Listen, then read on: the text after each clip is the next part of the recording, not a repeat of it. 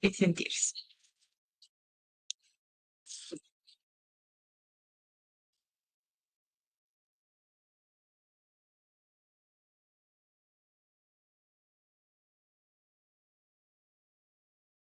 Buon pomeriggio a tutti e tutte, mi vedete da casa? Date solo un ok.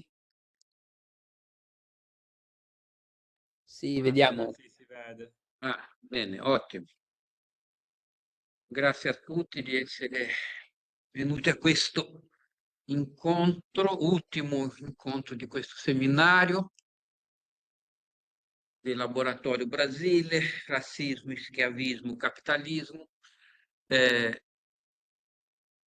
Io ho messo capitalismo, ma qua non si tratterà di un'analisi generale di tutto il capitalismo storico, eh, come avete eh, visto, eh, come avete saputo a partire già dalle altre lezioni, è tutto collegato ai concetti di razza e di razzismo e collegato in questo caso al Brasile.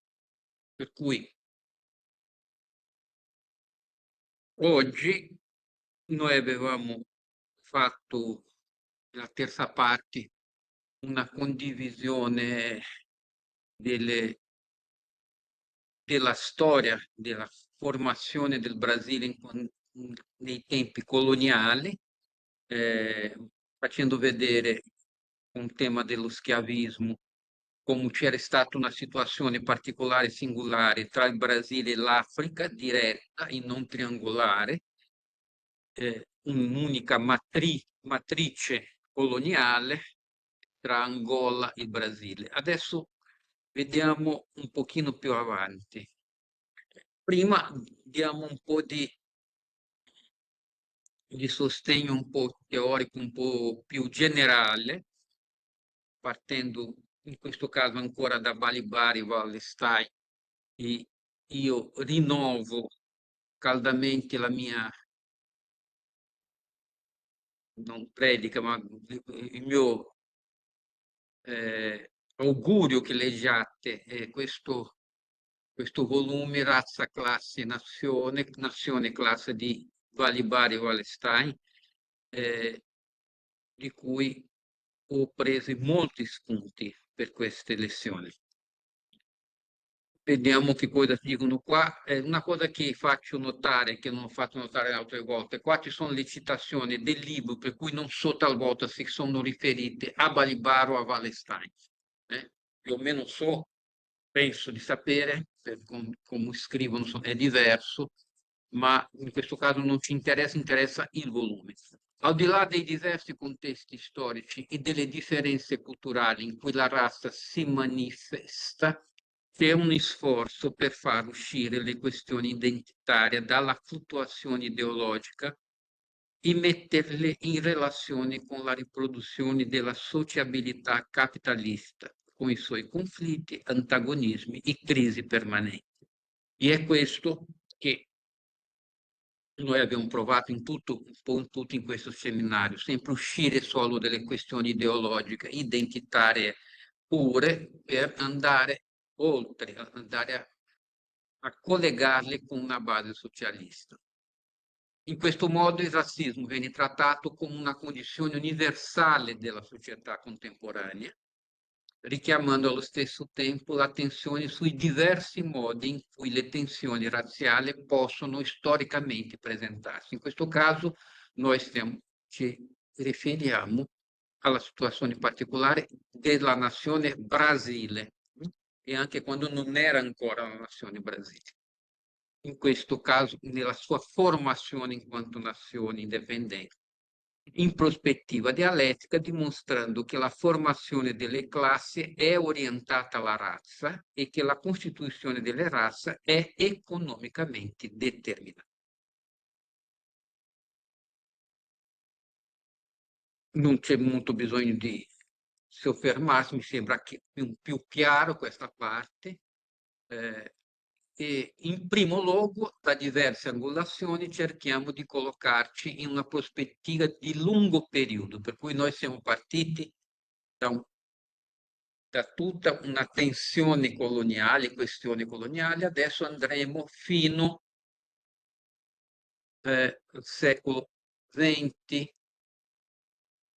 un po' anche del secolo XXI, non addentriamo tantissimo, per valutare le strutture che determinano i conflitti e le crisi del momento attuale e di conseguenza la radicalità delle alternative che provocano. In un secondo luogo, non vogliamo negare le differenze di culture, storia, appartenenza, sommergendoli nello spazio di un mondo omogeneo. Un mondo non è omogeneo, le situazioni di conflitto, le situazioni di egemoniche sono diverse, ma piuttosto comprendere la loro genesi e studiare la loro ambivalente funzione politica. Che funzione politica è stata la creazione di questo territorio indipendente, nazione-stato, chiamato oggi Brasile.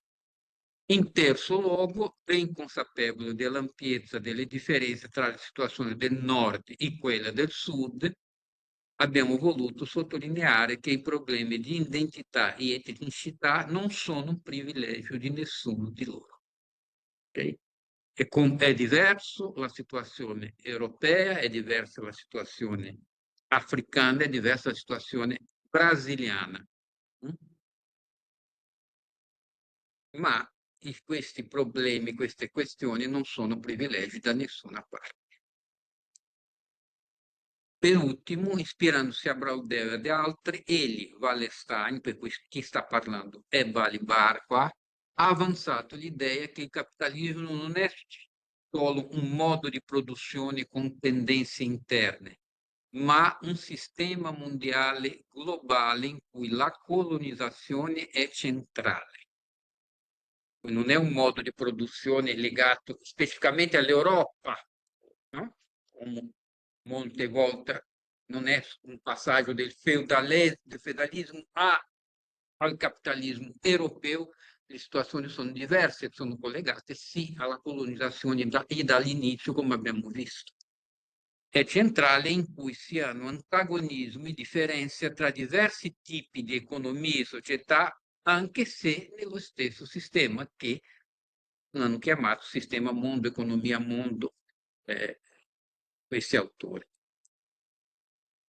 Sapere perché le formazioni sociali e capitalistiche assumono la forma di nazione, e qua entreremo nell'argomento di oggi, che noi proveremo a vedere, anche se non esclusivamente economico, ma partendo da una storia economica più o meno, perché il Brasile assume questa forma di nazione. Abbiamo visto già nell'ultima volta che era collegato allo schiavismo e vedremo come questo resta anche nel XIX secolo, quando il Brasile si torna indipendente. Sapere cosa differenzia le nozioni individualizzate attorno a un apparato di Stato forti e le nazioni dipendenti, per cui in questo caso vedremo un po' della relazione, del rapporto alla formazione del Brasile tra Inghilterra e il Brasile e il Portogallo, la cui unità incontra un'opposizione diretta interna e esternamente, e come questa differenza si trasforma attraverso la storia del capitalismo. Non è più un punto cieco, ma una questione decisiva. Sapere tutte queste cose. Sto correndo, va bene così? Sono 70 slide, per cui avete pazienza. Bene, io non era previsto, ma io tra questa sera e questa mattina, no, già avevo letto 3 giorni fa questa intervista di Luis Felipe di Alencastro, che è stato l'autore principale dell'argomento degli schiavismi. E lui, qua parlando un po' più avanti, ci dà indicazioni in questa intervista, per cui quello che vedete di testo qua l'ho tradotto velocemente, per cui ha un modo un po' colloquiale nel portare, ma penso che sia importante perché lui ci riporta a determinate, a dei fatti e anche in questo caso riscrive un po' la storia del Brasile, no? La prima cosa, qual è il fatto, qual è la questione? Quando guardiamo una mappa dell'America, cosa ci viene in occhio nell'America del Sud? Che c'è una nazione immensa territorialmente e un sacco di altre piccole nazioni, anche se l'Argentina è anche una grandissima nazione, ma molto più piccoli paesi, no? In questo, se guardiamo in tutta l'America, il Brasile salta all'occhio, perché è l'unica colonizzazione portoghese nell'America, a parte l'Uruguay, che è una parte che ha provato il Portogallo a rivendicare e a tenere anche il Brasile quanto impero. Il Brasile, la colonizzazione portoghese forma un unico paese con un'unica lingua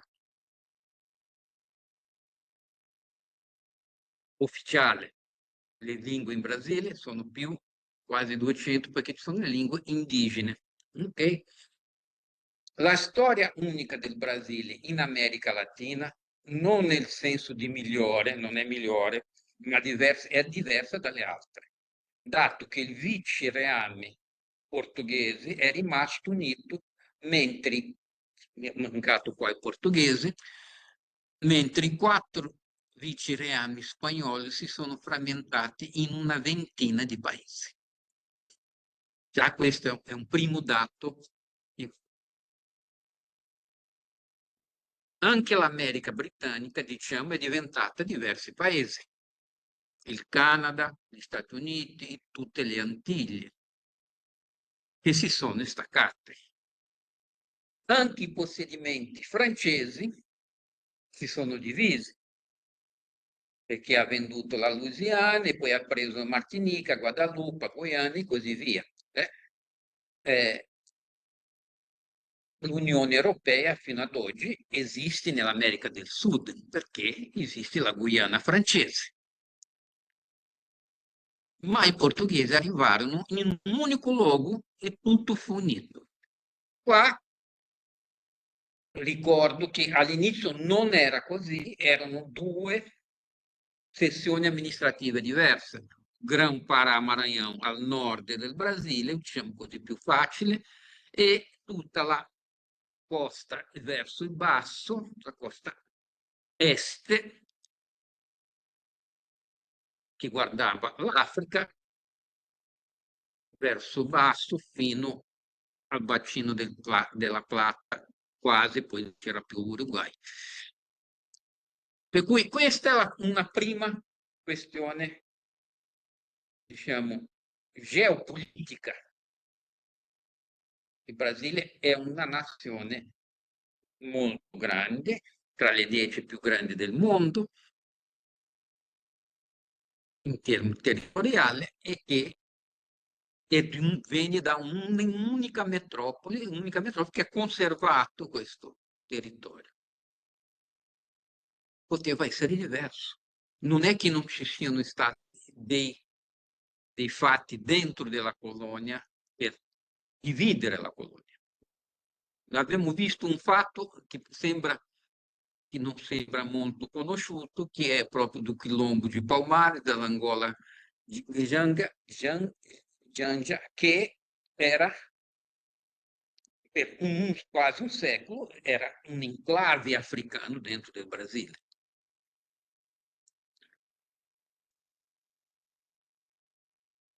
Qua io non ho potuto dare tutte queste informazioni, do a voce perché sarebbe fare un PowerPoint di 100 slide e francamente 70 già mi sembrano un po' troppi.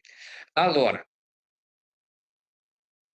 c'è un fatto dalla storia europea che incide sul Brasile,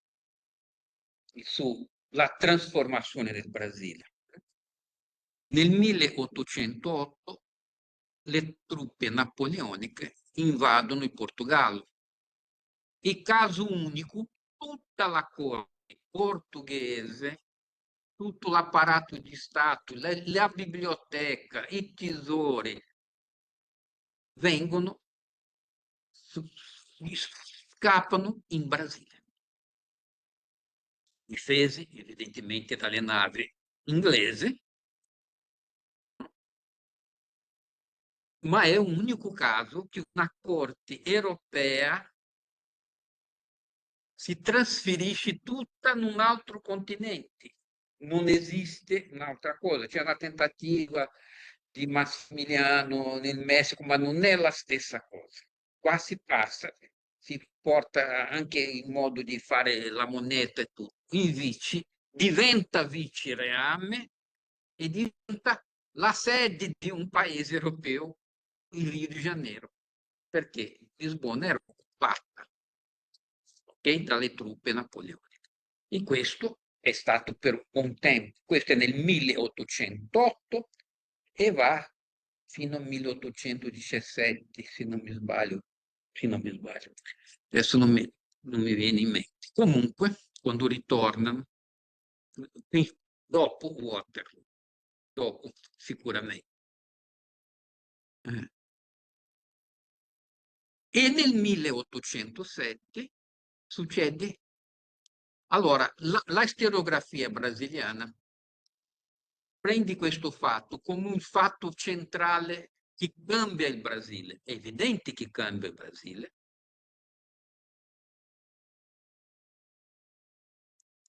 ma non nelle sue basi economiche principali, perché rimane sempre che la matrice coloniale principale del Brasile era Brasile, il polmone del Brasile era in Africa.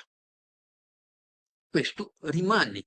La Corte va tutta amministrativamente, burocraticamente, va a Rio de Janeiro, ma questo cosa non si spezza. No?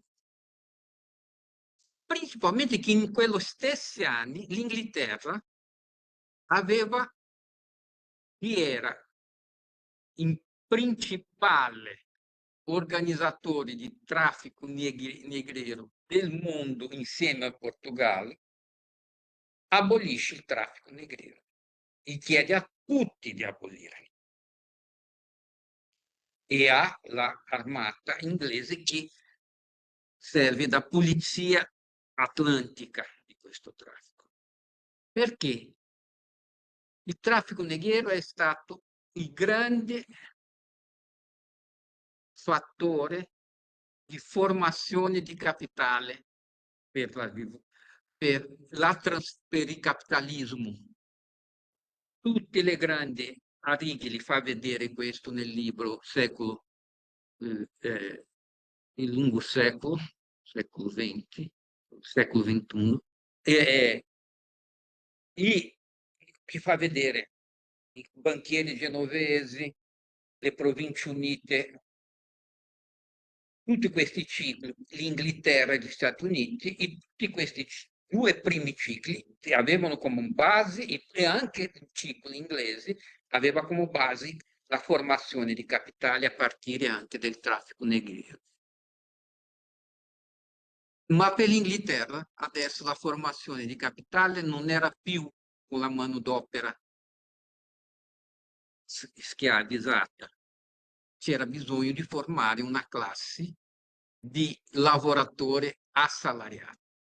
Era un'esigenza della trasformazione economica e anche se l'Inghilterra era uno dei principali affari dell'inglese, l'Inghilterra, il Parlamento inglese vota contro il traffico negriero. E sorge così un problema. Uno degli alleati è l'altro grande trafficante di schiavi.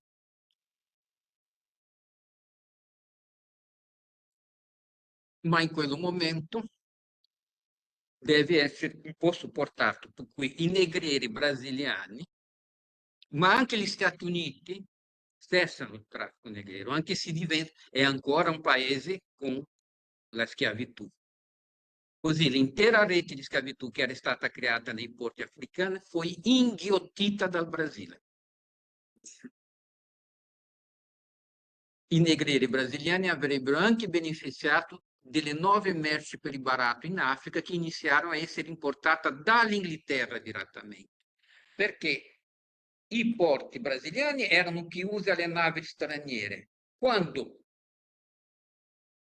Don Giovanni VI arriva in Brasile, no?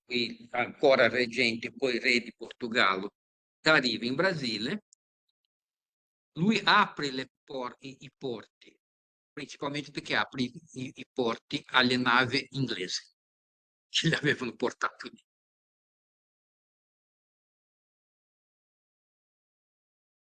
Si trattava di un commercio di armi, di beni strumentali, di prodotti alimentari, tutto questo compreso in Mozambico, che non era grande parte di questo traffico, che non faceva parte di questo circuito, che verrà accaparrato dai negrieri brasiliani, soprattutto di Rio de Janeiro, dopo il 1808.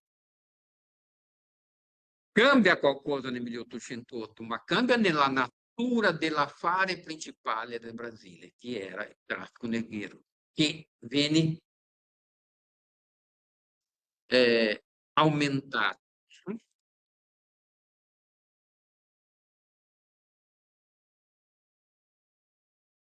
Questo è il fatto che darà a Rio de Janeiro e São Paulo i vantaggi sul nord-est, su Bahia e Pernambuco.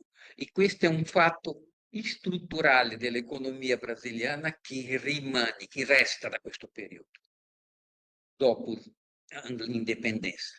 L'indipendenza del Brasile è nel 1822, per cui 1808-1822, ma è un'indipendenza un po' fasulla, ossia il Rio, il monarca portoghese ritorna in Europa e lascia il figlio come reggente e il figlio proclama dopo l'indipendenza del Brasile.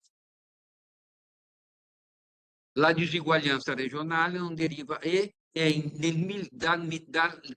questi fatti qua, qui, non cambia ancora la struttura delle relazioni, sono proprio i trafficanti negrieri che per continuare con il loro traffico e non attendere alle richieste degli inglesi non vogliono più un legame diretto con Portogallo. La disuguaglianza regionale non deriva solo dal fatto che i primi, ossia Rio de Janeiro e São Paulo, si occupavano di caffè.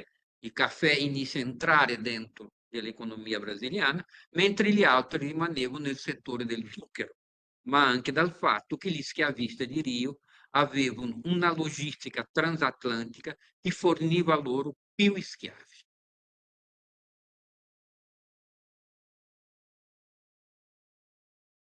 In questa intervista domandano a Alencastro, ma perché vede il 1808 come un arretramento? Perché lui dice che il 1888 non è stato un progresso, è stato un arretramento, perché lui dice non una tendenza di lungo guardare, a vedere, perché ha segnato il Brasile con il lavoro forzato in una forma di schiavitù, una dominazione economica e sociale che stava già scomparendo dalla mappa del mondo, perché il principale attore l'aveva abolito, non la voleva, la combatteva,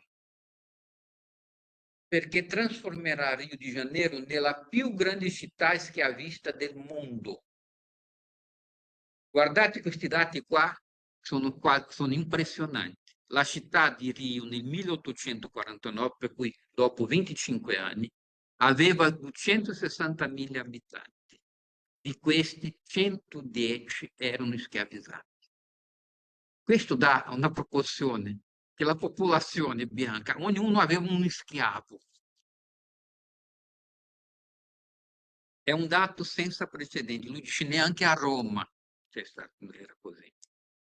ed era la più grande città dell'emisfero astrale, ossia la più grande città dell'emisfero sud del mondo. Questo significa che la capitale di quello Stato era su una formazione economica che stava scomparendo, per cui è un arretramento. Questo inciderà e se noi mettiamo questo fatto con il fatto che abbiamo parlato ieri delle torture, delle violenze, guardiamo che società si forma in Brasile e che cosa questo comporterà per andare avanti in una logica capitalistica che si stava espandendo. Mm? Perché rimane la pratica nella classica di Brasile. Cioè, è vero che l'Inghilterra la abolisce, poi è un'abolizione un po' fittizia, nel senso che continua per un certo periodo probabilmente, ma c'è semplicemente perché il Brasile vede che si apre l'opportunità di avere il controllo sulle altre tratte. Un po' per questo, ma un po' perché era il principale affare che c'era. I proprietari, i proprietari delle fazende avevano bisogno degli schiavi, non potevano togliere, non c'era lavoro assalariato in Brasile nell'agricoltura. Il Brasile era principalmente agricoltura, minerio, no? E non c'era la proporzione, si vede, in una città urbana la proporzione di schiavizzati è immensa. Nessuno dei servizi era fatto se non dagli schiavi, ma anche perché rendeva fino a quel momento la logica capitalistica, il traffico negreiro era la principale attività in quanto capitale. Era un capitale che si andava, prendeva, generava altri capitali. Viene veramente contrastato dall'Inghilterra. Viene contrastato, ma non ferma, anzi, ridimensiona, va avanti. Viene contrastato, sì. Perché, ma di maniera anche furbesca, se l'Inghilterra prendeva una nave di negrieri che andavano in Brasile, la portava nelle Antille. Quindi Era pirateria. E quelli erano pirati, questi erano pirati. L'Inghilterra mandava dei corsari, l'Inghilterra aveva non solo l'armata inglese, avevano anche i corsari, i pirati. Per cui questa cosa del traffico è perché comunque era un guadagno. Prendevi una vita umana e la facevi lavorare per 10-12 anni. Perché, no? L'altro fattore che abbiamo detto, qua c'è un altro fattore che adesso entreremo su questa cosa, perché l'Inghilterra non ha combattuto tanto la cosa, no? È ben presto, il Brasile fu l'unico paese del Sud America ad avere una monarchia. Unico. Un fatto favorito dall'Europa perché una repubblica era vista come una minaccia. Guardate che è il periodo della restaurazione in Europa. Mm? Erano le monarchie che avevano vinto la Repubblica francese. Mm? La Repubblica era una minaccia e in tutto il Sud America si creano, tutte sono repubbliche. Mm? E anche nel Centro America. Il monarca brasiliano, ossia il figlio del monarca portoghese, si è risposato con la figlia del monarca dell'impero austro-ungarico. Quando lui, suo padre muore, inizia una svolta della successione, lui va, che era stato il primo imperatore del Brasile, Dom Pedro I, lui va a combattere per il suo diritto di essere re in Portogallo e lascia il figlio come imperatore, che aveva 5 anni. Questo ragazzino con una reggenza evidente, questo bambino era cugino dell'imperatore, era nipote dell'imperatore dell'Austria e poi dopo cugino dell'imperatore dell'Austria. Era biondo, Dom Pedro II. Allora, il Brasile divenne indipendente, un unico paese, non era una minaccia da questo punto di vista, era dentro dello schema di dinastia della restaurazione. Quando il Brasile divenne fu un unico paese a praticare la tratta degli schiavi come sempre aveva fatto, sull'apporto diretto che aveva con l'Africa. A questo saccheggio l'Inghilterra pose un veto deciso. L'Inghilterra dominava i mari, aveva i mezzi per esercitare pressione e era un grande impero che dettava la legge. Quando il Brasile divenne indipendente, il Portogallo aveva un debito con l'Inghilterra per i costi militari che aveva sostenuto della espulsione dei francesi e diceva di non avere soldi. L'Inghilterra negoziò. Il Brasile deve pagare al Portogallo un risarcimento per l'indipendenza. Il Brasile pagò. Prendere in prestito denaro da chi? Dai Rothschild, che finanziavano la rivoluzione industriale con il premier di Israele conservatore Tory. Il denaro non lasciò nemmeno il paese, il Brasile si portò dietro questo debito fino alla Repubblica, fino a quasi il secolo XX. E ancora un po'. È uno dei pochi paesi al mondo ad aver pago per l'indipendenza. Haiti ha pagato per l'indipendenza, ha pagato delle somme immense, con interessi immensi, fino al 1947 alla Francia.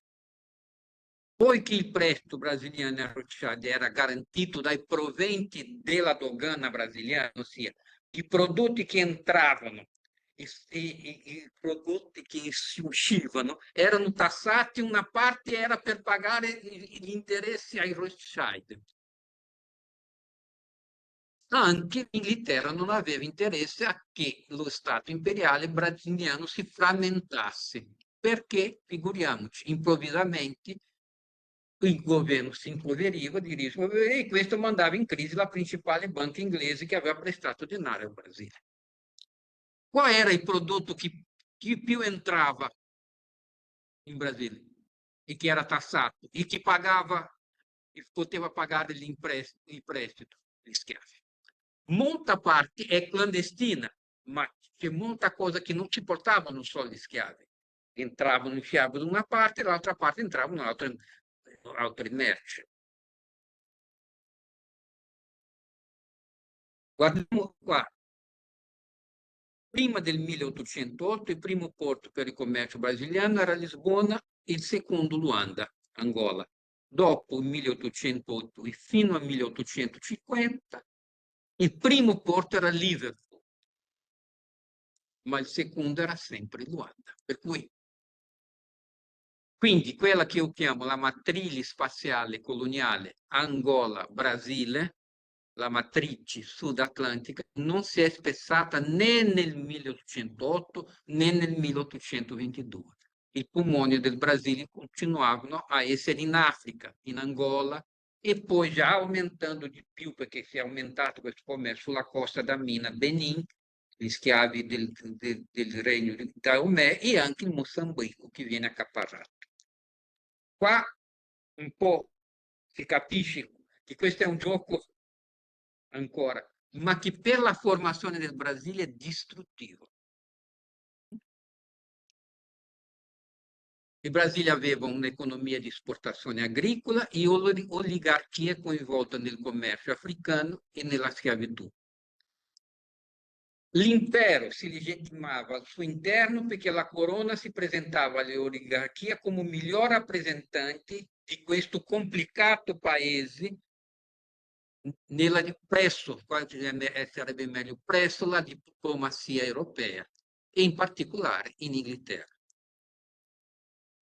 E l'impero cominciò a dare a questo paese la dimensione odierna e a fare alcuni accordi di confini. L'impero riesce a sostenere il Brasile, prende una parte, fa delle trattative, prendi parte della Bolivia, poi più avanti. C'è tutta una trattativa che si fa, si struttura. Il Brasile si forma con gli accordi con tutte le tante repubbliche che si formano a partire dell'impero, principalmente perché era una garanzia per le potenze europee.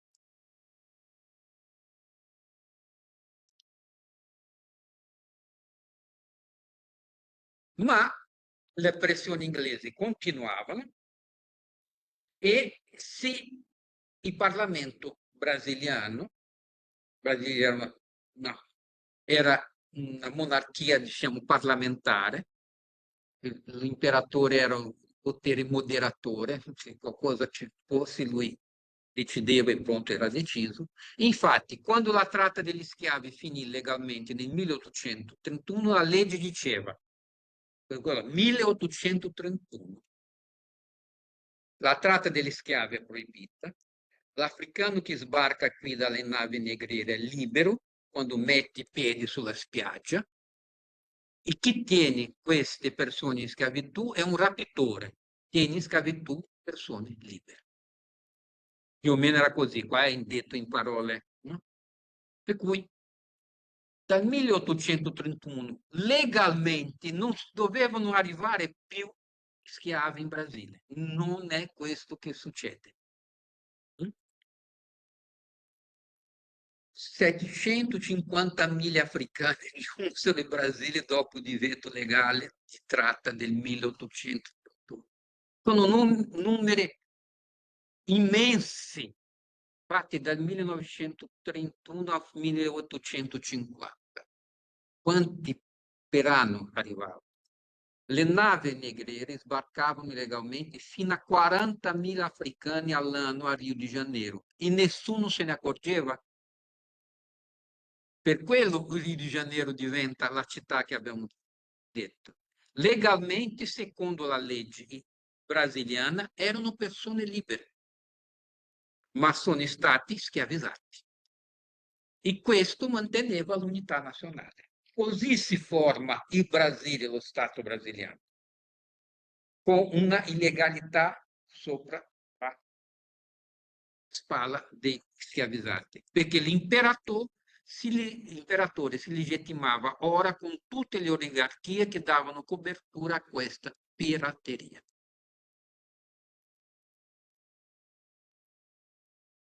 Fino a che nel 1848 questo signore Eusebio di Queiroz, che era un capo di polizia, assunse la carica di ministro della giustizia e gli inglesi stavano stringendo la pressione.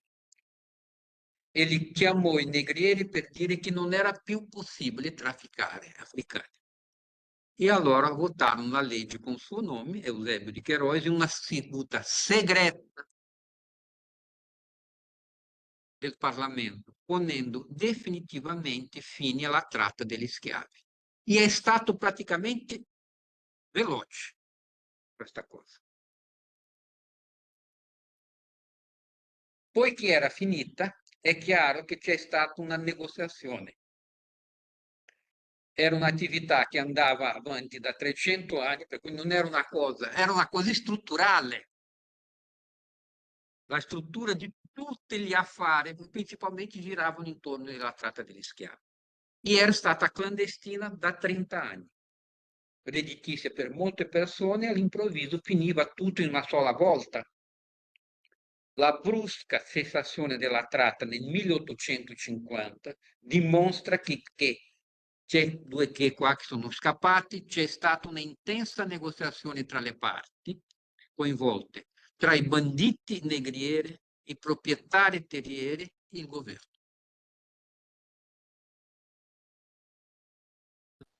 Nel 52 non c'erano più, anche nel 51 ancora qualcuno è arrivato, nel 52 non c'erano più.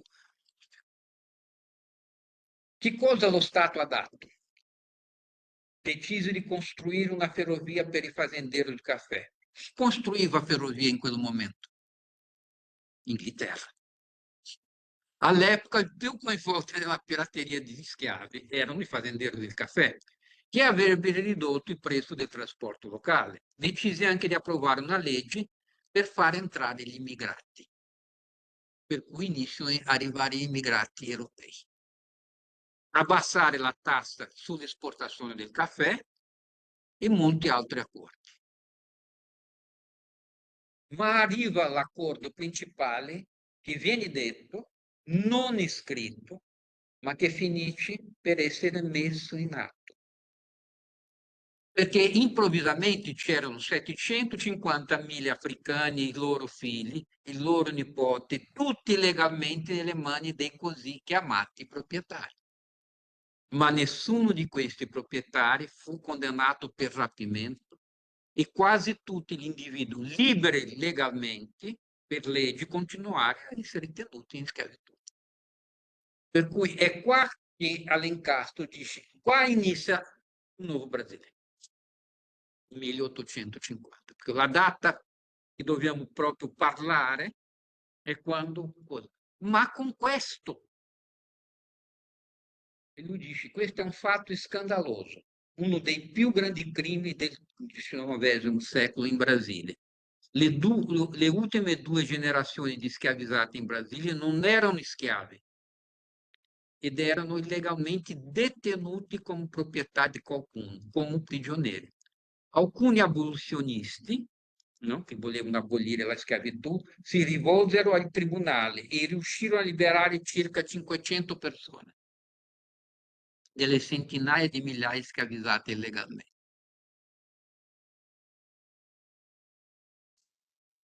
Il Brasile che noi conosciamo è nato da questo accordo.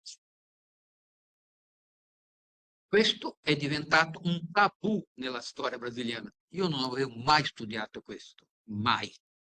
E oggi pochi sanno che la schiavitù non era solo immorale, ma era anche e soprattutto legale. 500 sono stati liberati e hanno dimenticato gli 1,5 milioni di schiavizzati che nel 1872 facevano parte dei 9 milioni di abitanti del Brasile, senza contare quelli che sono morti prima. Quindi sono stati loro a pagare il prezzo dell'unità nazionale. Allora, capite dove si mette allora, l'ho messo in rapporto razzismo, perché c'è un dato strutturante della storia del Brasile che c'era già e che non si è risolto nella sua unità.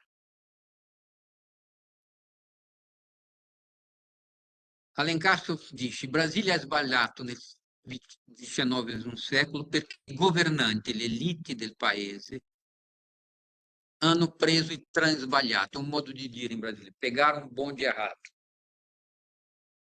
E il prezzo che abbiamo pagato è stato alto. Certo, questo ha permesso lo sviluppo del caffè, ma il peso della retratezza per i paesi, lo sfruttamento brutale della manodopera, l'affondamento, anche perché sapevano che non c'erano più, per cui utilizzarono questi schiavi al massimo possibile.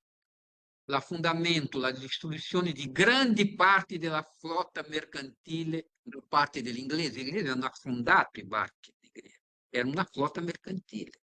Costa una flotta di navi. L'aumento dei costi dei trasporti, tutto questo ha costituito un prezzo molto alto. Soprattutto c'è stato il sacrificio delle ultime due generazioni di neri liberi e mulatti tenuti illegalmente in schiavitù. Dubbi? Perché questo fino a qua è...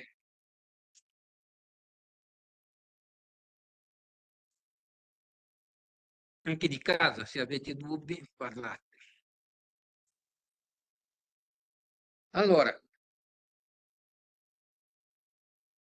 tutta questa discriminazione razziale, ha bisogno, nessun fatto materiale, principalmente dentro il capitalismo, può essere giustificato se non ha una teoria dietro. La teoria dell'unità nazionale brasiliana è la teoria delle tre razze. Questi sono testi miei della la mia tesi di laurea magistrale. La tesi proposta da un naturalista tedesco, Karl von Martius, nella sua monografia del 1845, per cui vedete ben lì, como se deve escrever a história do Brasil, como se deve scrivere la storia brasiliana, vincitore del concorso omonimo dell'Istituto Storico Geografico Brasiliano, è stato formato sotto il patrocinio dell'imperatore, offriva una soluzione perché come dobbiamo scrivere la nostra storia. Evidentemente non si poteva scrivere con quello che è stato. No? Offriva una soluzione originale al nascente imperio brasiliano alla ricerca di una storia, una tradizione, un'origine, un'invenzione della cultura, no? Con la quale tutta la produzione scientifica e artistica brasiliana ha dovuto confrontarsi nel secolo XIX e XX. Questa e poi viene chiamato il mito delle tre razze. Il Brasile è stato creato da tre razze, bianchi, neri e rossi.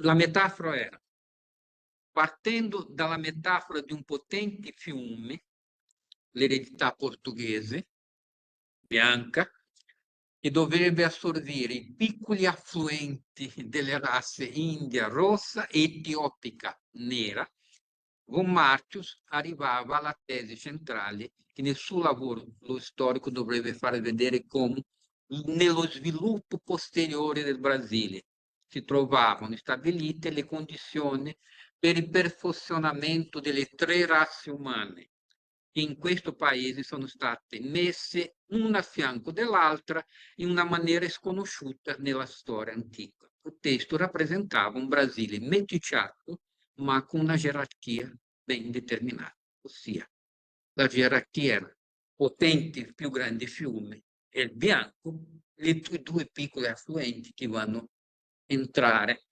dentro di questo grande fiume.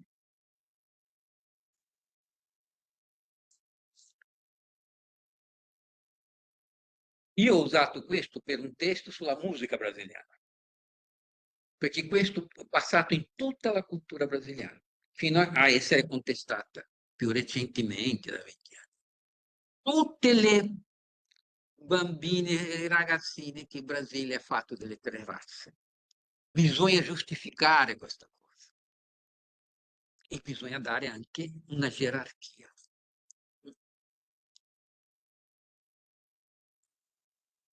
La percentuale di persone ridotte in schiavitù rispetto alla popolazione totale, che era superiore al 50% all'inizio del secolo, raggiunge il 16% nel 1872. Che cosa fare? E qua ho sbagliato un segno. Cosa fare della schiavitù, degli schiavizzati liberati? Nel 1850 erano già una parte significativa della popolazione brasiliana, con la tendenza alla forte crescita nei decenni successivi. Secondo il censimento del 72, questo contingente rappresentava il 75% della popolazione totale. Qua ci sono i dati, ma dati un pochino diversi. Contò con 6 milioni di neri marroni. Marroni è la traduzione che viene nel traduttore per un parto. Io mi dichiaro nei censimenti brasiliani come parto, ok? Su una popolazione totale di 10 milioni. Era già molto significativo. A Bahia, 830 neri e marroni liberi, c'erano solo 1167 neri marroni schiavi. Della grande conquista dell'abolizione beneficiarono solo 750 schiavi in tutto il paese, meno di un decimo della popolazione di colore. 2 anni dopo la Lei Aurea, che era il nome della legge nel 1888, Lei Aurea della principessa Isabella, figlia dell'imperatore, i neri e i loro discendenti, i mulati, ammontavano a 8 milioni. Okay? Ma che cosa fare con questa gente? In breve, i neri sono visti quelli che erano i lavoratori come l'antitesi dei buoni lavoratori, incapaci di adattarsi alla nuova era del lavoro salariato. Era di fatto l'adozione di un progetto di nazione in cui non ci sarebbe stato posto per i neri. Per cui si crea in Brasile una massa immensa di gente che non ha occupazione, non ha lavoro, non sa come vivere, che non ha casa, che vive per strada, in milioni. Dopo aver dato il proprio contributo al paese come forza lavoro schiavizzata, la popolazione nera doveva ora lasciare il posto all'elemento più evoluto, i lavoratori bianchi, gli immigranti bianchi, in sua grande maggioranza italiani. Grandissimo, no? L'immigrazione italiana è grandissima. Ci sono anche dei fattori che è iniziata questa migrazione. L'imperatore era casato, era sposato con un'italiana, una signora del,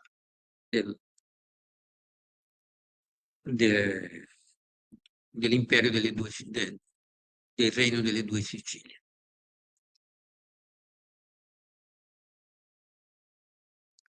Questa parola è quasi impossibile di tradurre. Quando si mette nel traduttore viene sbiancamento, che è il contrario di quello che è. Io ho messo come imbiancamento, branchiamento. Abbiamo tanti neri, la popolazione, questo è un problema, dobbiamo imbiancare la popolazione brasiliana. Qui prendiamo gli immigranti europei. Concettualmente, invece, per il modello evoluzionista di progresso e civilizzazione al quale si basava grandi parti della produzione scientifica da epoca, non esisteva la possibilità di un futuro per le nazioni di razze miste. Erano considerate degenerate. La mescolanza di razze eterogenee in quest'ottica portava alla degenerazione dell'individuo e della società, una degenerazione da essere combattuta nel tempo, come difeso nel primo congresso internazionale delle razze, dall'allora direttore del Museo Nazionale di Rio de Janeiro, João Batista Lacerda. Il Brasile meticcio di oggi ha come prospettiva via di uscita e soluzione lo imbiancamento nel giro di un secolo. E lui giustificava con questo quadro. Questo quadro si chiama La redenzione di Cã. Nella Bibbia, Cã, che è il figlio degenerato di Noè, viene espulso in certe versioni, che non c'entrano neanche con la Bibbia, dicono che è lì che nasce la razza nera. No? Che cosa dice questo quadro? Vedete, c'è una signora nera, una signora mulatta con un figlio già più bianco e un bianco. Allora, questa signora nera sta chiedendo la benedizione dei cieli, ringraziando magari lei che per avere una figlia mulatta magari era stata stuprata da un bianco, che era grande parte della miscigenazione brasiliana è fatta sempre, c'è sempre un stupro qua dietro. No? Il bambino è messo con un arancio tropicale, non una mela.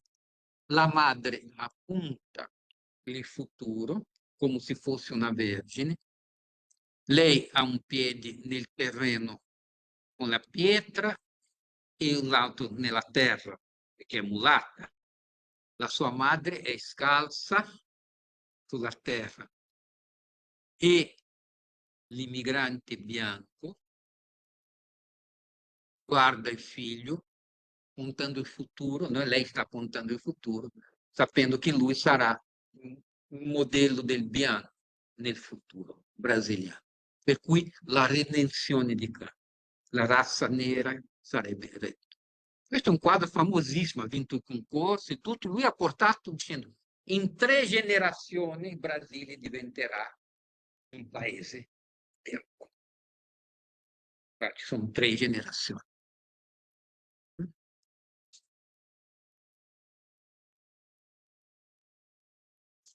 Si consolidò l'ideale del progressivo imbiancamento della razza sulla base dell'idea che l'ingresso di una popolazione bianca e il meticciato potessero impedire la degenerazione di un popolo. L'aspettativa che con passare degli anni, con miscuglio, il sangue nero si sarebbe diluito, che sarebbe emersa una popolazione meticciata, le cui caratteristiche dominanti fossero quelle della razza bianca, perché era lì nel mito delle 3 razze, è il bianco che è il grande fiume, diviene l'ideale del paese per la maggioranza delle elite. Elite che fino ad oggi si considera bianca in Brasile, e che quando vieni in Europa e scopri che gli europei non li considerano bianchi. E è così con tutte le elite della Sud America, dell'America Latina. Vivono con l'idea.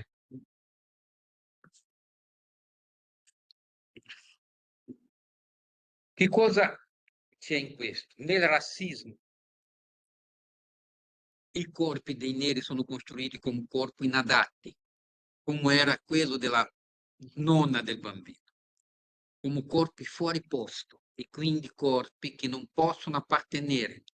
I corpi bianchi invece sono costruiti come appropriati, come corpi a posto, a casa, corpi che appartengono sempre, appartengono ovunque, in Europa, in Africa, al nord, al sud, a est, a ovest, ovest, al centro come alla periferia. È un corpo che è dato come universale. La branchitudine è dato come un fatto universale e naturale. Chi è bianco vede l'altro, ma non vede se stesso, perché è naturale. E qua c'è una grande citazione di questo libro di Grada Quilomba, La memoria della piantagione, che c'è in italiano. Guardate, io ho letto in portoghese, per cui queste traduzioni le ho fatte direttamente del mio libro in portoghese, per cui non sono andato a guardare, anche se ho regalato a mia figlia e mia moglie questo libro. 3 caratteristiche sono contemporaneamente presenti nel razzismo. Qui torniamo qua a concettuare. La prima è la costruzione della differenza o delle differenze. Ho sbagliato lì. La bianchezza è costruita come un punto di riferimento, bianchezza in modo che ho tradotto qua branchitude, come un punto di riferimento da cui tutti gli altri razziali differiscono. In questo senso non si è diversi, ma si diventa diversi attraverso il processo di discriminazione. La seconda caratteristica è che queste differenze costruite sono inseparabilmente legate a valori gerarchici. Io costruisco una differenza per discriminare. Questi 2 ultimi processi, la costruzione della differenza e la sua associazione con una gerarchia, formano ciò che è noto anche come pregiudizio. Infine, entrambi i processi sono accompagnati dal potere politico, storico, politico, sociale ed economico. È la combinazione di pregiudizi e potere che forma il razzismo. Quando io posso esercitare questo dominio di questa gerarchia, di questa differenziazione, di questo pregiudizio. In questo senso il razzismo è la supremazia bianca. È creato così. Io vi ho già detto, la Grada Quilomba è psicologa, dottorato in psicologia in Germania. Lei è figlia di portoghesi, è portoghese, ma è nera, se si è adottata.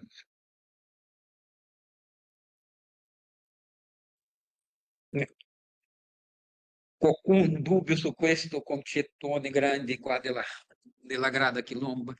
Io vi faccio vedere che una cosa qua è gerarchia, è molto importante costruire differenza e costruire posti diversi nella società per una parte o per l'altra, no?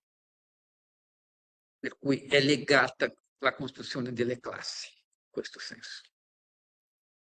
Torniamo al Brasile, io sto usando molto questo per freddo, ho usato molto questo libro di Mario Teodoro, La costruzione della disuguaglianza, una cosa così, è un teorico brasiliano e lui dà molti dati che avevo bisogno di avere in mano e c'è questa parte della disuguaglianza che è molto forte. Con lui noi andremo fino ai tempi più recenti. Mentre l'immigrazione si rafforzava grazie ai significativi sussidi pubblici, ossia, se io migravo immigravo in Brasile, il governo brasiliano pagava il mio viaggio, mi dava 6 mesi di stipendi, mi poteva in certi casi dare finanziamento per comprare una terra e costruire una casa. Niente di questo è stato dato ai negri. I neri si adattavano a una delle caratteristiche di una società disuguale, la profusione di occupazioni legate alla fornitura di servizi personali. E allora si può capire chi va in Brasile perché ci sono un esercito di lavoratori domestici. Come vi ho detto, e adesso sembra che stanno facendo anche in Portogallo, gli appartamenti sono costruiti con una dipendenza per il domestico.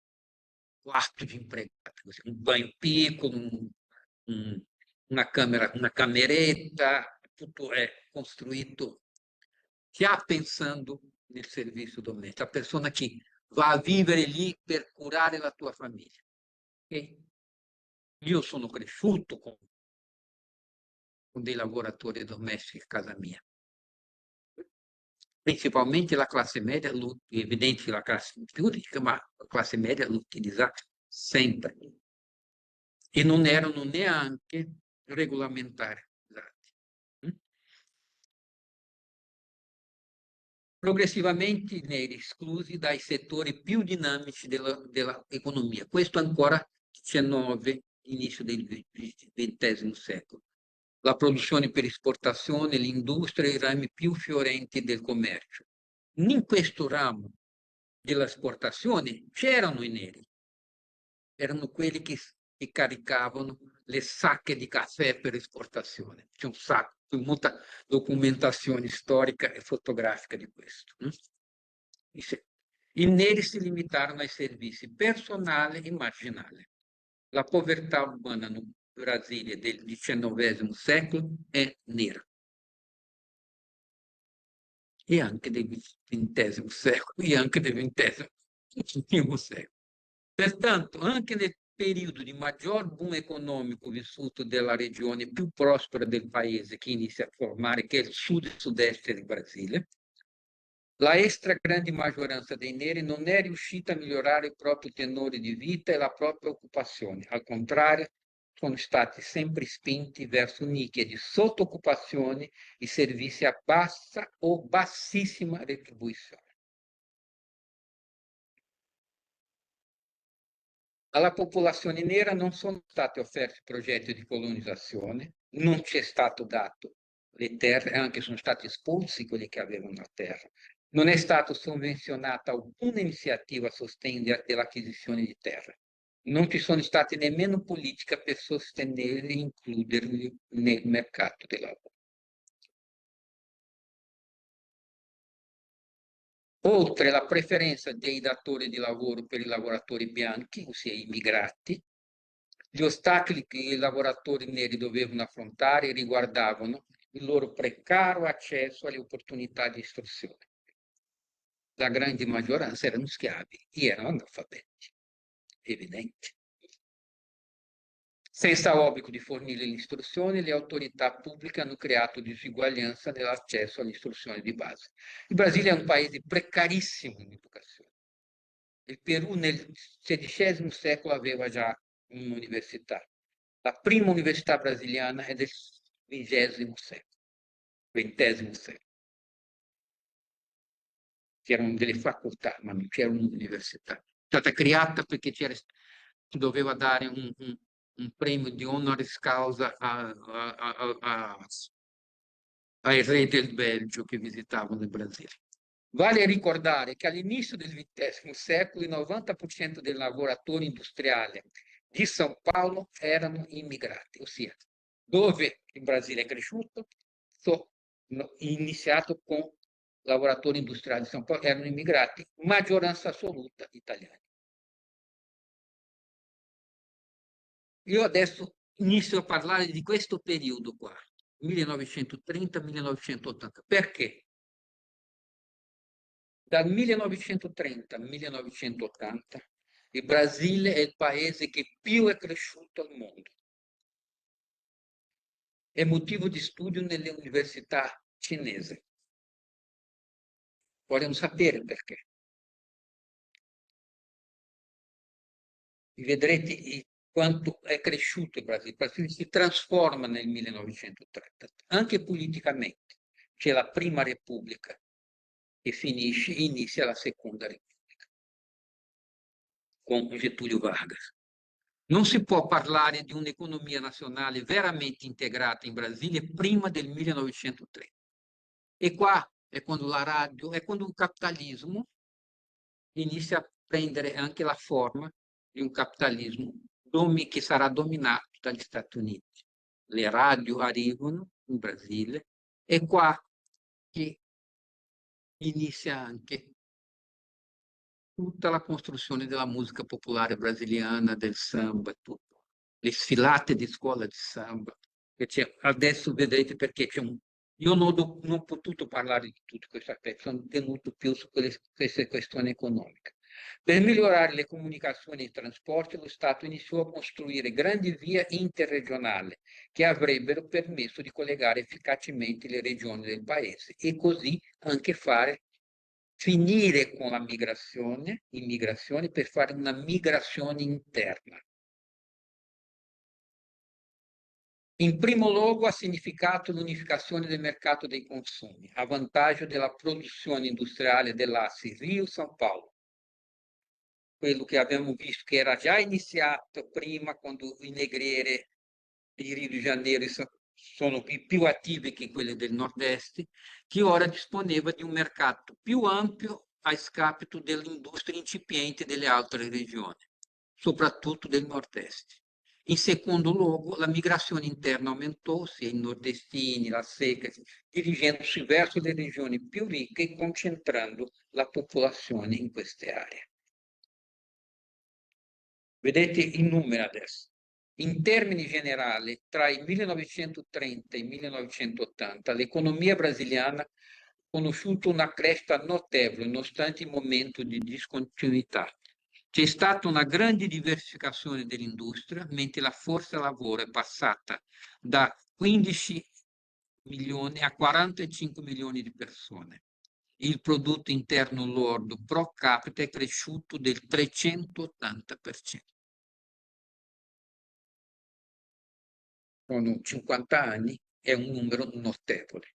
Sono crescimenti che oggi noi diremo cinesi. Nei 5 decenni tra il 30 e l'80 il processo di modernizzazione ha permesso a porzioni di popolazione nera che fino agli anni 30 erano stati quasi completamente emarginate di essere assorbite nel mercato del lavoro e anche nella vita culturale.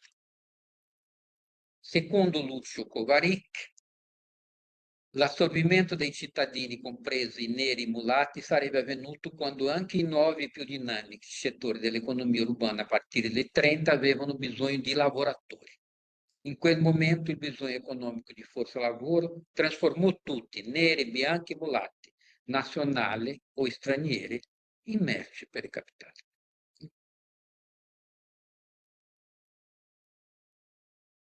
Una crescita economica che non ha portato alla redistribuzione della ricchezza, al contrario, ne ha favorito la concentrazione. Fino ad oggi il Brasile è il secondo paese con la più alta concentrazione di reddito al mondo. I meccanismi di esclusione sono rimasti presenti e sono diventati più sofisticati. Nella mia tesi io un'autoposizione, questa è che uso una figura di Agame, e c'è una parte un'inclusione e un'altra parte un'esclusione. Agame Naomi Thatcher parla in rapporto anche ai campi di concentramento, esclusione, esclusione. Questo succede anche nella musica.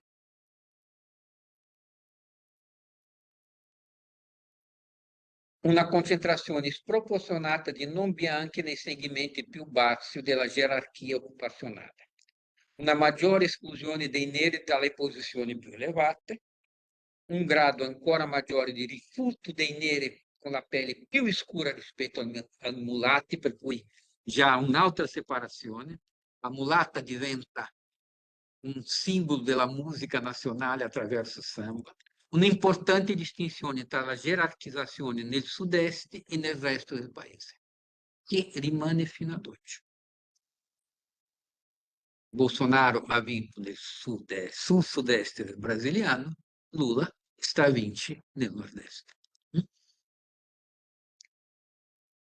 Qua entra, ma come in ogni caso si deve anche avere qualcosa per dire possiamo includere questi neri, questi meticci, no? Dentro della nostra cultura, della nostra vita. E questo, dal punto di vista intellettuale, questo grandissimo libro, molto criticabile, ma un grandissimo libro, i libri di Gilberto Freire, i due primi, Casagrande e Senzala, I Sobrados di Mucambo, sono dei classici, ci sono anche delle traduzioni in italiano. In italiano invece di Casagrande e Senzala si chiama Padroni e Schiavi. Casagrande è la casa dei padroni, Senzala è la casa degli schiavizzati. Qua manca una virgoletta all'inizio, fu lo studio di antropologia sotto l'orientamento del professore Boas che mi rivelò il negro e il mulatto nel suo giusto valore, per cui lui integra il negro e il mulatto. Imparai a considerare come fondamentale la differenza tra razza e cultura, a discriminare tra gli effetti delle relazioni puramente genetiche e quelle dell'influenza sociale, del patrimonio culturale e dell'ambiente. Su questo criterio di differenziazione sostanziale tra razza e cultura e tra eredità di razza e eredità familiare si basa l'intero disegno di questo saggio. Infatti è Casagrande Senzala la formazione della famiglia brasiliana sotto i regimi dell'economia patriarcale. Questa è una prima edizione. Ci sono più di 50 edizioni di questo libro.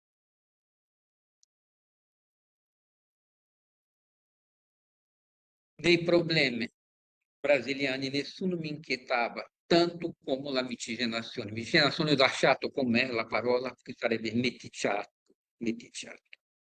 E qua c'è un commento della professora Valerio Ribeiro Corasacchi, che è professora qua nell'Università Italiana, che era stato anche tra quelle che hanno letto la mia tesi di dottorato.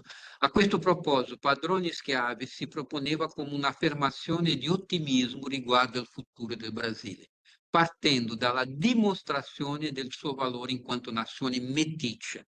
Quindi inizia a essere quello che era detto degenerato, che si doveva imbiancare, no? Far diventare bianco, inizia a essere accolto. È qua che nasce, anche se non è scritto in questo libro, che nasce il concetto di democrazia razziale brasiliana. e Berto Freire parlerà molto più avanti. Freire si trasformerà in uno dei più intransigenti difensori di ciò che si identifica come autenticità brasiliana nel movimento stesso che crea questo modello di autenticità, contro i nemici della cultura meticcia e gli amanti dell'erudizione europea. Vedete una parte del suo poema che lui ha scritto già, come lui vuole accogliere questo paese in modo come democrazia, una democrazia razziale. Sento le voci, vedo i colori, sento i passi di un altro Brasile che sta arrivando, più tropicale, più fraterno, più brasiliano. Per cui lui accoglie il Brasile, non deve essere europeo. Mani libere, mani creative, mani fraterne di tutti i colori, tutte le mani dei lavoratori, nere, bianche, brune, viole, marroni, di artisti, di scrittori, dei lavoratori, dei contadini, dei pastori. Mani brasiliane bianche, brune, nere, marroni, viola, tropicale, solidale, fraterne. Sento le voci, vedo i colori, sento i passi di questo Brasile che sta arrivando. Questo è il Brasile che si costruisce dal 1930 al 1980 come ideologia. Chi può essere contro questo? Tanto che l'UNESCO nel 1950, dopo la strage, la tragedia dell'Olocausto, della Seconda Guerra Mondiale, delle uccisioni di milioni e milioni di persone in Europa, principalmente, ma non solo, finanzia una ricerca sulla democrazia razziale in Brasile. Sono i risultati, dicono no, guardate, no? C'era Roger Bastidi che chiama Florestan Fernandes il più grande sociologo che il Brasile ha mai avuto e loro arrivano alla conclusione in una ricerca a São Paulo che il preconcetto esiste, razziale esiste, che il razzismo esiste, che c'è una divisione di classi basata sulle razze in Brasile e anche così in Bahia.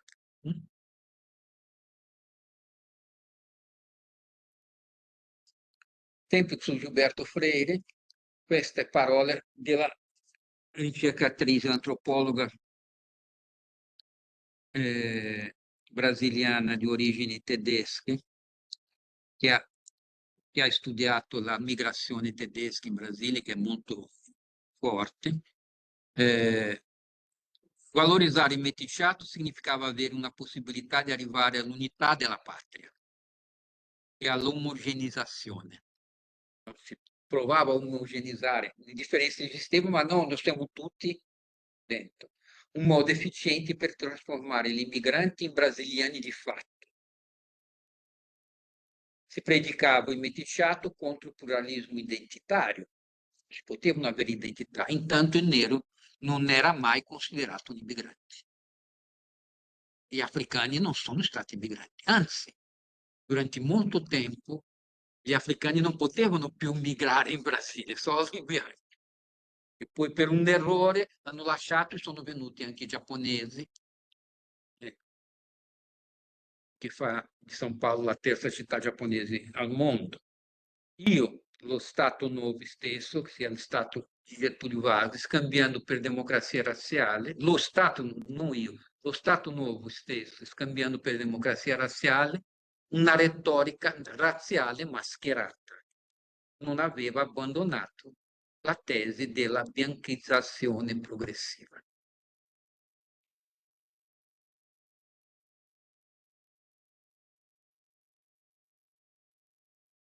Di cosa ha portato di significativo? E questo poi era molto legato al tema della mia tesi di magistrale sulla musica brasiliana.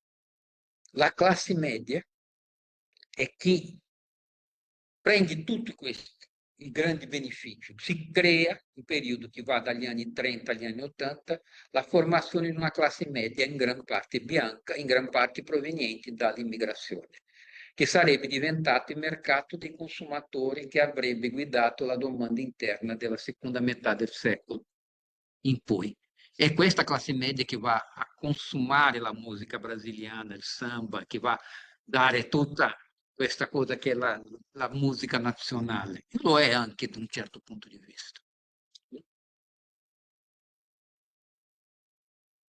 Nei principali centri, in particolare nel sud e nel sud-est, il consolidamento di questa classe media ha portato anche all'ascesa di importanti segmenti discendenti di immigrati che sono arrivati a occupare posizioni chiave nella politica e nell'economia, nonché parti della burocrazia statale e del settore economico.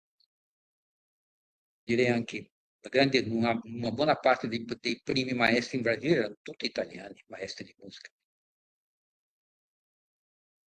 Ma qua devo dire, ci sono anche altre, perché non è solo l'immigrazione italiana che è importante in Brasile, la migrazione sirio-libanese è molto importante in Brasile. Il Brasile è il più grande paese libanese al mondo. Ci sono discendenti di libanesi diretti che sono stati presidenti del Brasile, Michel Temer, il vicepresidente della Repubblica attuale, Geraldo Alckmin, Alckmin, di origine libanese, il ministro della Finanza, Fernando Haddad, è di origine libanese, eccetera, eccetera. Ma anche giapponesi, anche tedeschi. Uno dei dittatori militari brasiliani chiamava Geisel, era figlio diretto di tedesco. Penso che parlassi tedesco meglio che il brasiliano, il portoghese. Qua adesso noi facciamo un altro salto. Quanto abbiamo già preso? Bene. Per arrivare più recentemente, arrivare alla fine di questa cosa. Qua non parleremo più di povertà, perché è durante anche questo secolo, fine del secolo scorso, per questo secolo, che si iniziano a cambiare certi parametri della povertà e della disuguaglianza brasiliana, anche se non tantissimi. Secondo i dati del BGE, il BGE è l'Istat brasiliano, l'Istituto Brasiliano Geografico Economico, si sono verificati 2 recenti cali della povertà in Brasile. Tra il 1993 e il 1994, grazie soprattutto alla rottura dell'inerzia inflazionistica, il Brasile durante la fine degli anni 70, con la crisi del petrolio, del dollaro, eccetera, entra in una spirale inflazionistica immensa che finisce nel 94, grazie soprattutto a questo piano reale sotto il governo di Itamar Franco. La percentuale di poveri è scesa dal 34,5% a circa il 28%. Ma è tra il 2004 e il 2014, ossia governo dei partiti dei lavoratori, in particolare i 2 di Lula e il primo di Dilma Rousseff, che si è registrato un calo significativo della percentuale, perché Rousseff è un nome bulgaro, il padre era bulgaro, e si è registrato un calo significativo della percentuale di poveri nel Brasile, dal 28,16 del 2003 a 8,38% del 2014. In 11 anni più di 30 milioni di persone sono state sottratte alle condizioni di povertà grazie ai programmi di assistenza sociale dei governi del Partito dei Lavoratori. Gli ultimi 4-6 anni, 6 anni no, da quando c'è l'impeachment di Dilma fino al fine del governo Bolsonaro, sia 6 anni, dal 2016 al 2022, queste cifre sono cambiate completamente. Il Brasile, che era uscito dal mappa della fame dell'ONU, è ritornato al mappa della fame. Si sta provando adesso in questi 2 anni a riportare un'altra volta un paese senza famelici. Per quanto riguarda la disuguaglianza razziale, però, il vertiginoso calo della povertà e la riduzione della disuguaglianza nel periodo 2003-14 non si sono tuttavia tradotti in un uguale miglioramento del livello di reddito e delle condizioni di vita della popolazione bianca e nera.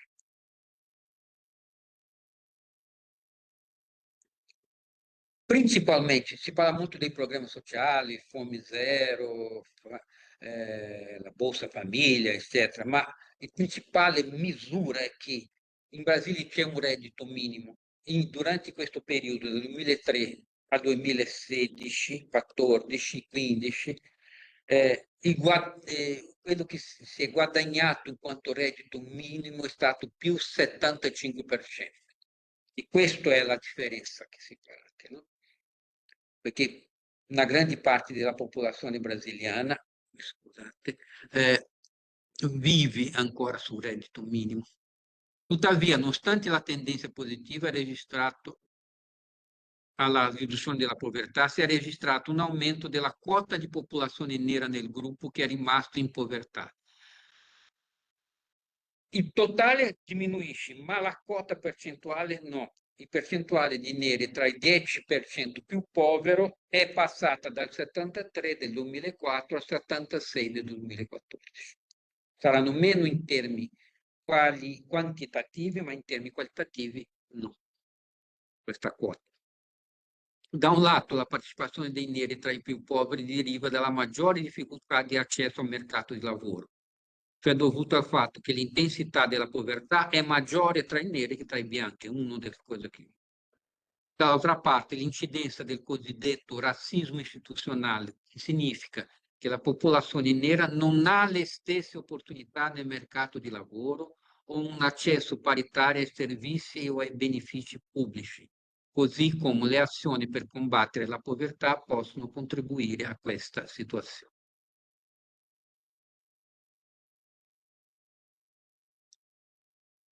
Per la popolazione nera che vive in povertà, la situazione favorabile del mercato del lavoro non ha avuto impatto positivo come per i bianchi. Nonostante i buoni risultati, il mercato del lavoro continua a riprodurre alcuni dei principali problemi che affliggono la popolazione nera. E questo è un dato da fare pensare molto. Una indagine condotta dall'Istituto Ethos nel 2015 con supporto della Banca Interamericana di Sviluppo, che ha coinvolto le 15 maggiori aziende del paese, il capitale, che si chiamava allora, classi dominanti, no?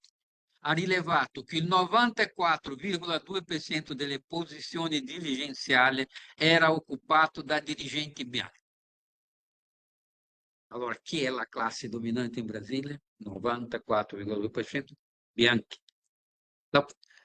Il rapporto tra bianchi e neri nel Brasile è tra 52 e 54 dichiarati neri e pardi, 53% bianchi 47%, per cui si vede la differenza.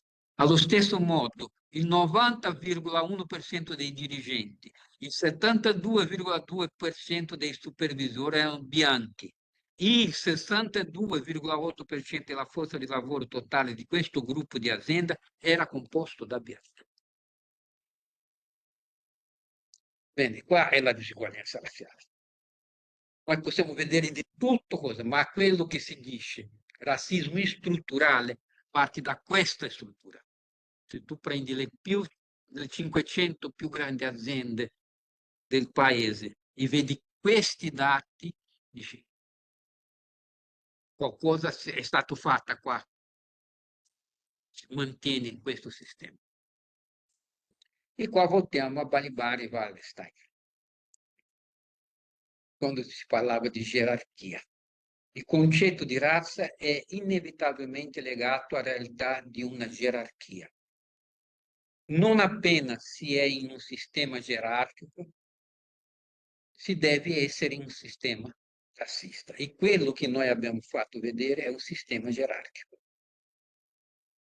Il razzismo è semplicemente la giustificazione per legittimare alcune persone che hanno un standard di vita migliore di altre sotto molteplici aspetti che riguardano l'alloggio, la scuola, il reddito e tutto ciò che li riguarda nella sfera sociale. Oltre al capitale economico, il proprio capitale sociale, culturale. Allora, da questo vengono queste previsioni un po' che, guardando i fatti di questo inizio di settimana, ci possono fare pensare. Penso che il sistema capitalista stia attraversando una crisi strutturale. Tutti sono d'accordo su questo quando si parla di sistema mondo. E che ne uscirà o con un nuovo sistema gerarchico ultrarazzista, la visione del padrone di X ci fa vedere questo, oppure, cosa che non è mai esistita in nessun paese, attraverso un sistema relativamente egualitario. Quindi, sì, è possibile che supereremo il razzismo, ma è imprevedibile. Il futuro non è prevedibile e non è nemmeno inevitabile. Almeno questo ci ha lasciato. Allora, come non è inevitabile, io ho selezionato alcune cose dette da Grada Quilomba su che cosa i soggetti neri, per essere soggetti, devono affrontare e passare avanti. Diventiamo visibili attraverso lo sguardo e il vocabolario del soggetto bianco che ci descrive. Non sono le nostre parole, le nostre voci soggettive a essere stampate sulla pagina della rivista, ma ciò che rappresentiamo fantasmagoricamente per la nazione bianca e i suoi veri cittadini. Il momento in cui il soggetto nero viene ispezionato come oggetto di feticcio, oggetto di ossessione e di desiderio è descritto da Frantz Fanon come un processo di spersonalizzazione assoluta. Avevamo parlato questo quando un po', qua è in un altro modo, ma questa parola spersonalizzazione è la stessa usata dal concetto di Claudio Meresson, quando uno diventa schiavo, lo spersonalizza, in quanto il soggetto nero è costretto a sviluppare un rapporto con sé e a rappresentare sé che è stato scritto dal colonizzatore, producendo in sé stesso la condizione di divisione interna della spersonalizzazione. La bambola e la Barbie.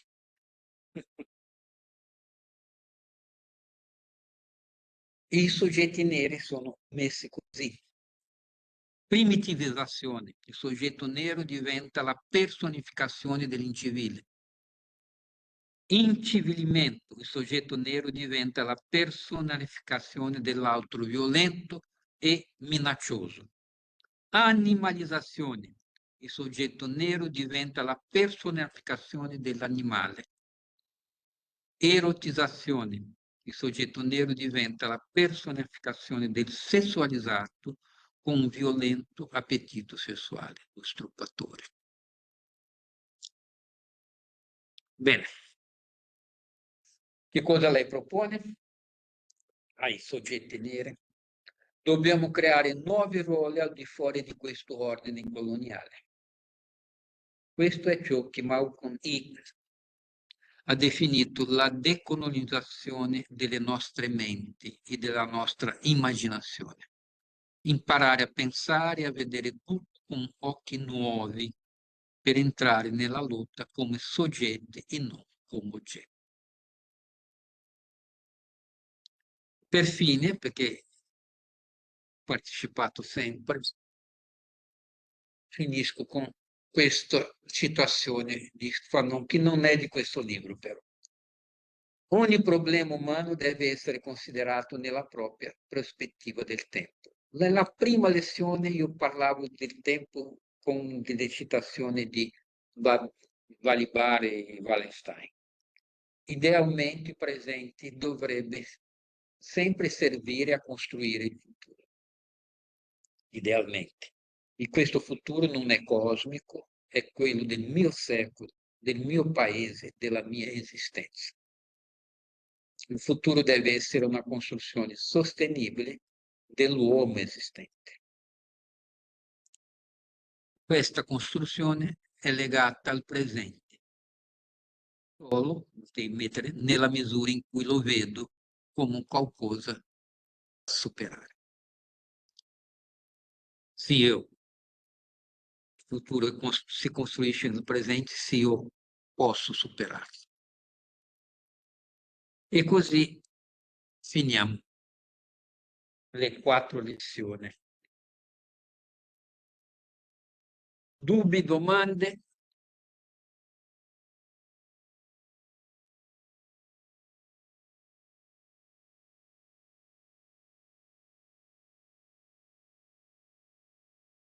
No? Per cui grazie mille, grazie a Paola che mi ha seguito e terminiamo la nostra esperienza.